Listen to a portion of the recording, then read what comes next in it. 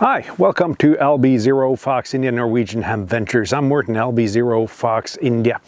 And a couple of videos back, I showed you my budget satellite kit, and it's time to put that to the test and see if that works. And I'm going to try an SO50 pass here and see if that works. But before I gear up and everything, I want to talk a little bit about what makes chasing satellites exciting. Because what you're basically trying to do is to track a moving object 650 kilometers approximately above you, out in orbit, traveling at about 7.6 kilometers per second. Using a Yagi antenna, the satellite is rotating, so at some point, if you don't follow the rotation, you're going to get an up to a 20 dB loss on what you're doing. And if that's not enough, you're tracking an object you can't see. But the thing is though, that makes the satisfaction of making a satellite QSO so much greater.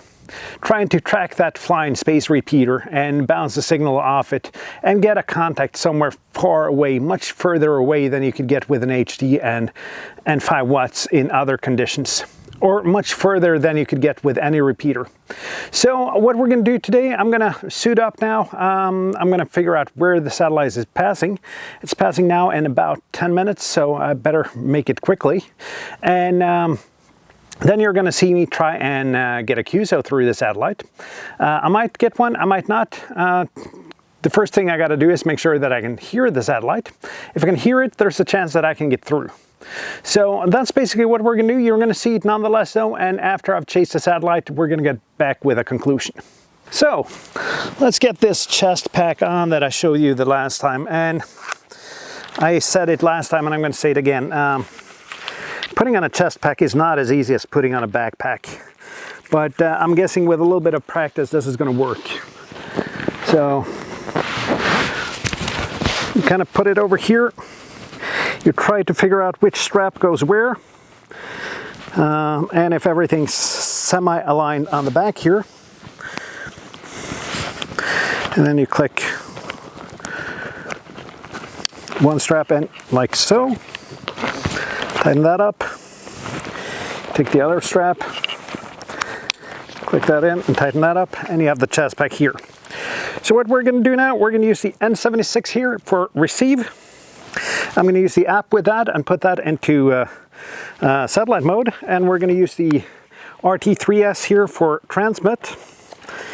And I can already see I need to do some cable management on this kit after a little while. So I'm going to put this into satellite mode now and choose the satellite. And the satellite's going to pass approximately over like so as far as I can see now. So that's going to be good. Maximum altitude is going to be 84 degrees. So hopefully a good pass to show you what operating satellites are.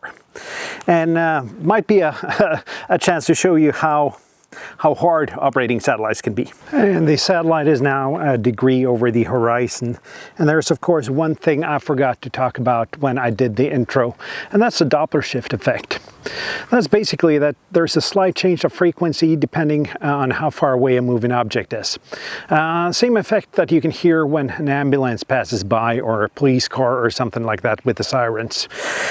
Fortunately, with SAT mode on both of these radios, that is no issue. They correct for Doppler automatically. And I'm going to go get ready and see if we can get this. For the sake of the log, the time of recording now is 16:48.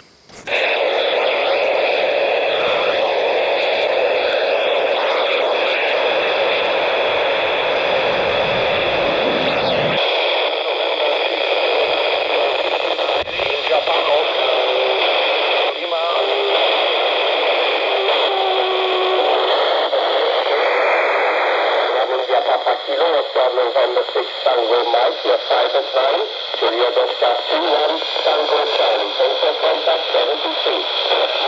My call sign is Sugar Papa 2, 1-2, Sierra Papa 2, Italy Papa Kilo. Okay, number 2, I corrected, 73 very much. You also, thank you very much. Sierra Papa 2, Sierra Papa Kilo, Sierra Alpha, 5, Juliet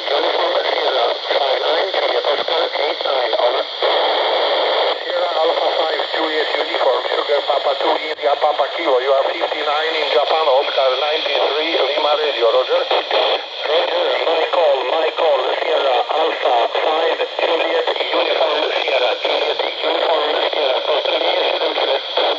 Roger, I copy, fine, thank you.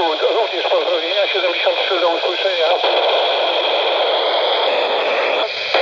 Lima Bravo 0, Fox India.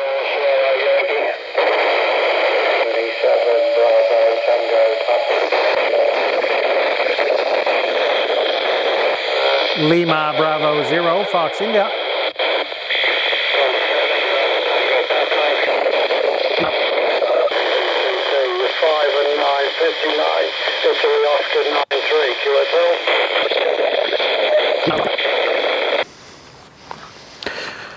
Okay, as I started out saying, doing satellites isn't easy, and that's not why we're doing it.